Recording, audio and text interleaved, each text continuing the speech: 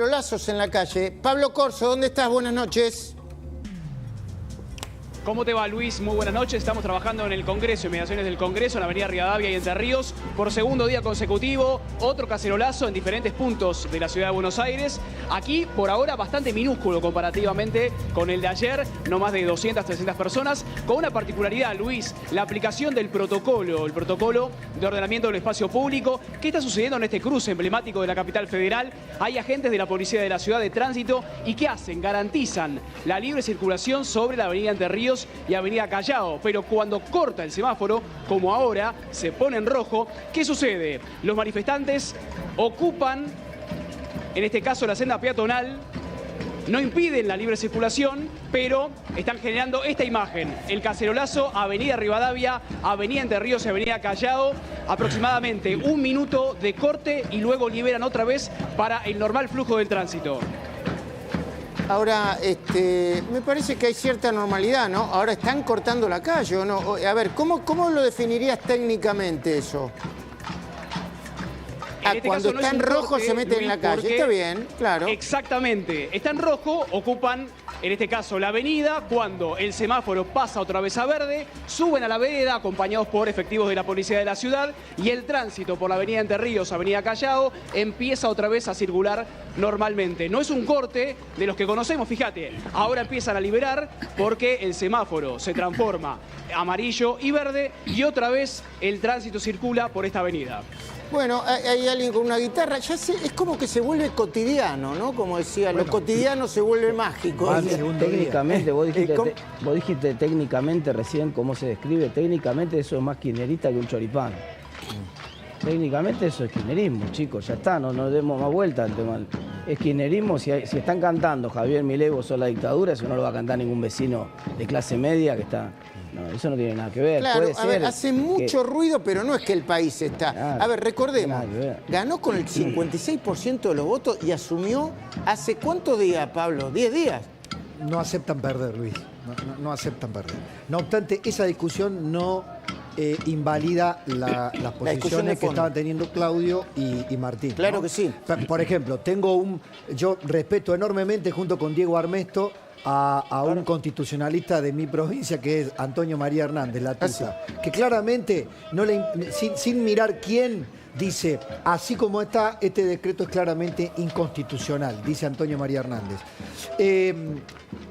Eso terminará siendo un fuerte gesto político que luego cambie como instrumento para ser válido. ¿Qué te parece si peloteamos el excelente informe de Paz, Rodríguez Nil, con Diego Armesto? Hoy lo hicimos en la radio y, bueno, por lo menos yo entendí todo, que eso ya es un dato importante. Pon el informe de Paz, los vamos jugando y vamos conversando con Diego, dale. El informe de Paz se plantea qué va a pasar con el decreto. Primera pregunta, ¿me acercás el monitor, por favor? ¿Cuándo empiezan a regir las reformas que dispone el decreto? Quiero decir algo, Camilo Lapjian, además de cubrir economía y política, se acaba de recibir de abogada y también con especialidad en el tema constitucional, Diego, así que vamos a compartir un poco. Colega. Diego, ¿qué significa esto? ¿Cuándo empieza a regir las reformas que dispone el decreto? Bueno, recién lo decía Claudio claramente, el decreto no sé si tuvo una omisión deliberada. Claro, o se la comieron en legal y técnica, pero el decreto no tiene fecha, entonces el artículo 5 del Código Civil y la ley reglamentaria que hablaba Martín, te dice que vos empezás a regir el decreto al 8º día de la sanción. Es decir, por eso hay mucha gente que está enloquecida con el decreto. A ver, muchachos, recién en 8 días tenemos que empezar a discutir los efectos jurídicos del decreto. Está bien, pero si empieza a regir, por ejemplo, los contratos de alquiler van a ser libres.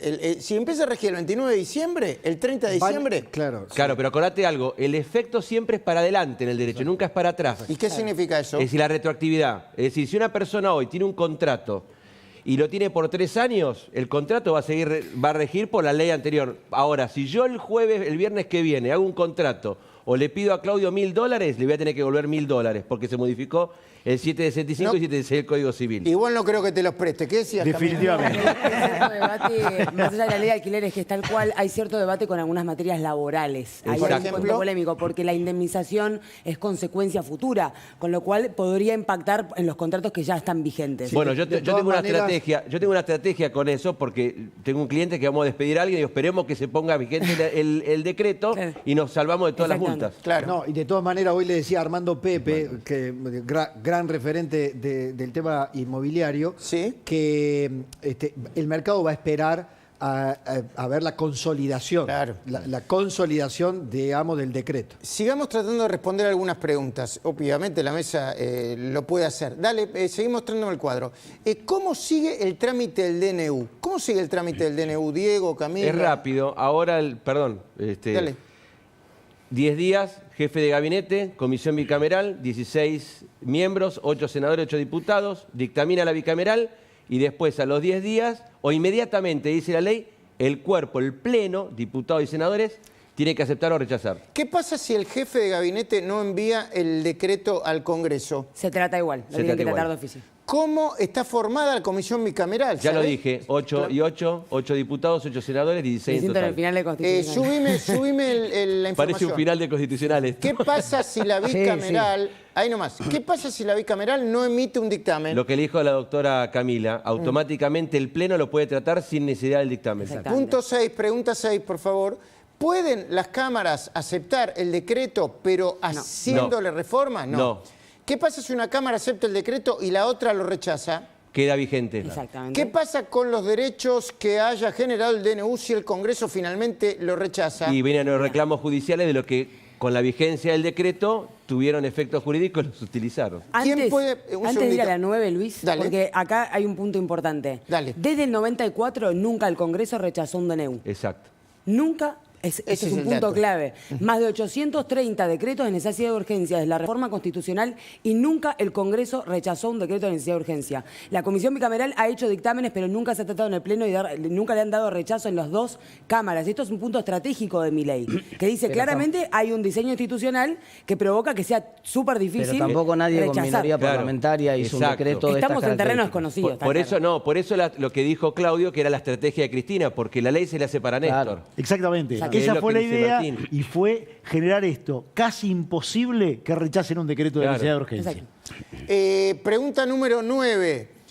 ¿Quién puede impugnar el decreto en la justicia y cuál es la vía? El que esté legitimado, el que le haya afectado un derecho o una garantía y podrá ir por vía de amparo o por la vía que el juez diga que Sí, tiene o que ir. declaración, O declaración de esa inconstitucionalidad autónoma. acción de declaración de inconstitucionalidad que siempre tiene que ser legitimado. O sea, no puedo ir yo a decir, hola, no me gusta el decreto, me parece que es inconstitucional, Claro. tengo que tener un interés específico. Esta es para Pablo, bueno, y para Claudio. ¿Cuáles son las principales críticas al DNU? Y para Martín también. Pablo, ¿cuáles son las Ya se principales? hicieron, ya son todas las que hicimos. De forma, ¿no? No es el instrumento De forma. de forma. Más, digamos, usualmente aceptado. Es una audacia institucional Sí. que es más propia de, digamos, de otros tipos de regímenes. Digamos, yo no creo, digamos, la idea de girar al castrismo sería...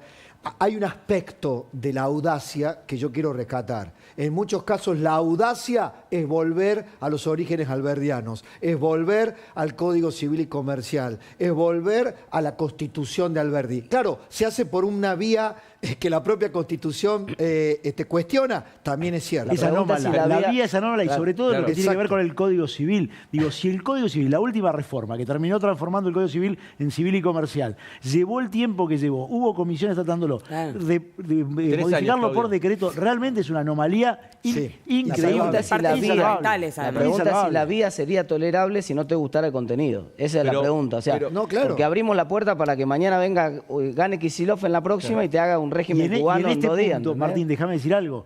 Uno de los temas que propone mi ley es que vengan inversiones. Para las inversiones, la seguridad jurídica es central. Fundamental. Si depende de la voluntad del príncipe, la seguridad jurídica no existe. Y la llave sería la ley espejo, entonces. No, pero perdón, un dato más. La seguridad jurídica es la ley, pero aparte de algo más, Pablo, hay jurisprudencia de la Corte Suprema de Justicia que declara inconstitucional los decretos de necesidad de urgencia. Sí. Tenemos Verocchi, que es fundamental, que es antes de la ley, y después tenemos Asociación de Aseguradoras, que lo citan en el decreto, y por último, Consumidores Argentinos. También la Corte Suprema te marcó la cancha. Probablemente estemos ante un artefacto político más que un instrumento jurídico. A ver, ¿cómo es eso? Está bien. Claramente. ¿Cómo es eso? Que lo que señalaba Claudio con mucha precisión, esto que que haya sido deliberado no ponerle fecha al decreto de vigencia, de entrada en vigencia, puede ser que, no sé si llega hasta ese nivel de sofisticación política el gobierno, que tiene mucha improvisación, pero puede ser un artefacto político para dar un gesto de que el cambio va en serio hacia afuera, de que esto y que luego se transforme en un instrumento jurídico más viable. Linda discusión política. Ahora, ¿el rechazo de este DNU no lo debilitaría políticamente el gobierno? Bueno, yo creo que ese es un error que cometió y ahí me parece que está el punto. Y te voy a decir algo. Hasta donde sé, no hubo estrategia en los errores vacíos que tiene. De hecho... ¿Cómo vacíos? Sí, estos vacíos de poner cosas que van a tener inconstitucionalidad, que van a ser rechazados. Digo, estas cosas, en parte, el recorrido fue un recorrido bastante complejo. Se consultó estudios jurídicos privados, se agregaron cosas, sacaron cosas. La verdad que no hubo tal estrategia. Me parece que ahí es un error y es el error de poner en juego esto de si me ato al decreto como última ratio política es un error. Si me ato al decreto como instrumento de debate y discusión es otra. Son dos planos distintos. Quedan un par de preguntas Tengo todavía. una clave Un segundito, porque importante. Camila, por favor, así terminamos y después redondeamos. ¿O querías hablar de esto? No, es que es específicamente de esto. Yo creo que hay sí. una estrategia con la feria judicial. ¿De quién? Esa es una clave, digo, por eso es clave decirlo ahora. La justicia entra en feria la semana que viene, ¿no, Ernesto? Sí. El viernes que viene. El viernes que viene. Con lo cual, si entra en vigencia el 29, ya está en feria. Obviamente hay juzgado de turno, pero en términos generales no podría haber tratamiento hasta de vuelta de la feria judicial. ¿Y qué vos fijate significaría? ¿Y cuál sería la estrategia? Bueno, todavía no está habilitar vigente la el decreto, por lo cual no puede No, haber intereses claro. legítimos Se podría afectados. habilitar la Se podría feria. habilitar la ¿no? feria. Se podría habilitar la Sí, feria. sí, más vale, Se puede pero eso habilitar ya la es un feria. paso más. No, pero Son trabas. En realidad son pasos procesales que te Totalmente. la hacen cada vez más Claro. larga. Te hacen más difícil el proceso. Te tienen que habilitar la Hay que feria. habilitar la estrategia feria. judicial en Claro. esto. Algunas preguntas que quedaron en el tintero. Las 10, ¿no? ¿Cuáles son? No, está bien. la 11. La 11. ¿Cuándo intervendría la Corte Suprema? Bueno, ahí hay una gran discusión que si vamos a hacer el recorrido completo, tenés primera instancia, Cámara y Corte. Claro. Ahora, hay gente que sabe usar el per saltum. ¿Qué significa eso para que Salto no entienda la distancia. audiencia? Vos en primera instancia tenés una cautelar con una sentencia, puede venir algún abogado, ¡ping! Va a depender de la voluntad política de la Corte. Exactamente. Ahora, Pablo, ¿no forma parte esto también del tsunami político de iniciativas que tiene este gobierno? A ver, ponele, tomo lo de Claudio Jacqueline, un poco atropellado, un poco sin analizar algunas cosas, pero al mismo tiempo tiene un impulso político muy fuerte, ¿no? La audacia... Montado en su 56%.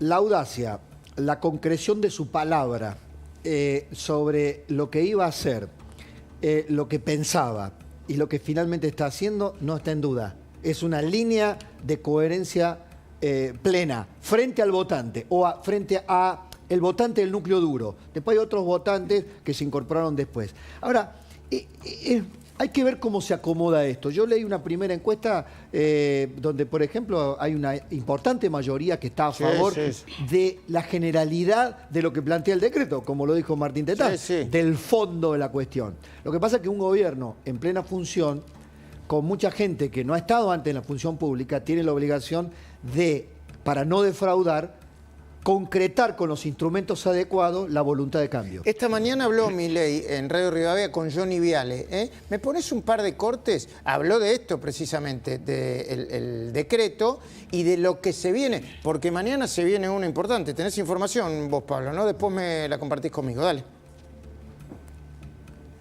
¿Lo tenés? Dale. Ayer presentamos la modificación de más de 300, sí. ¿Y cuántas faltan para completar esto que estás diciendo, más o menos? Mira, nosotros hemos detectado entre leyes, regulaciones y demás normativas que dificultan el funcionamiento de la economía y que traban el funcionamiento en realidad de una sociedad libre, cerca de 380.000 regulaciones. ¡Wow! 400. Entonces nosotros estamos trabajando en desmontar esa máquina de impedir en la que se convirtió el Estado argentino. Para despedirte, una conclusión sobre esto, porque mañana viene otro día y además mañana van a hacer otra gran presentación, ¿no? Dato, marcha autoconvocada en el Patio Olmos en Córdoba. La convocatoria fue por redes sociales bajo el lema "Mi ley es hambre". Es kirchnerismo, obviamente, pero... Mi ley es hambre, que acaba. Dice esta autoconvocatoria por redes, por ejemplo, en el Patio Olmos de Córdoba. Sí, el tsunami no para. El tsunami no para. ¿Qué mañana van a presentar otro se presentaría la ley ómnibus, tomaría estado parlamentario. En esto están manejando los tiempos, pero bueno, los tiempos se fueron dilatando. Que no cabe la menor duda que esto es el principio. Sí. Gracias, Pablo. Gracias, Luis. Mañana lo presentan, ¿no, Claudio? Eso dicen. Y la posibilidad de un decreto modificatorio. Esperemos un segundito, que pego arriba y seguimos, dale. Más de 500.000 personas en nuestro país se encuentran dentro del espectro autista. Para celebrar no se necesita pirotecnia. Más abrazos, menos ruido. Campaña de Edesur con el apoyo de Panacea, ASEMCO y Siempre para Adelante. Pablo Corso en el cacerolazo. Bueno, cacerolazo. Ahí, dale. No sé cómo está ahora.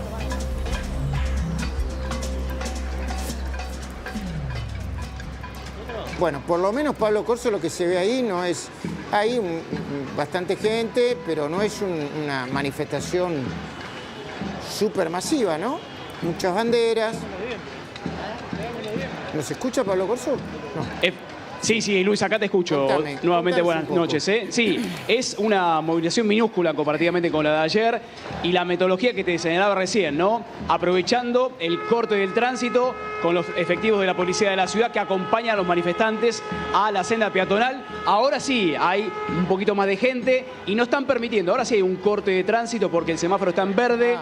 Los manifestantes continúan sobre la avenida Entre Ríos Callao. No están liberando, pero el accionar de los efectivos de la policía de la ciudad para empezar a desviar el tránsito y el refuerzo, ahora sí, para empezar a descongestionar un poco la zona. Están ocupando un carril sobre la avenida Entre Ríos, amén de que habían prometido no ocupar la traza completa de la avenida. Hay un movimiento medio... no, bueno, ¿ves? Ahí está, el señor quiere pasar. Esto es interrumpir el tránsito, ¿eh? Me parece a mí, no sé, yo no estoy viendo todo el panorama. Ahí va la policía. Ahí va la policía, ¿no? Ahí llega la policía. Bueno, claro, que protesten, pero no tienen por qué cortar ninguna calle, ¿no?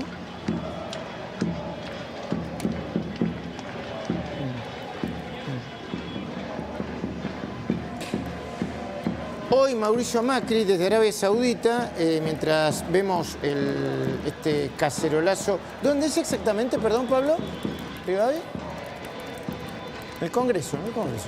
Estamos en, Rivadavia y Entre Ríos, pleno Congreso. Ok.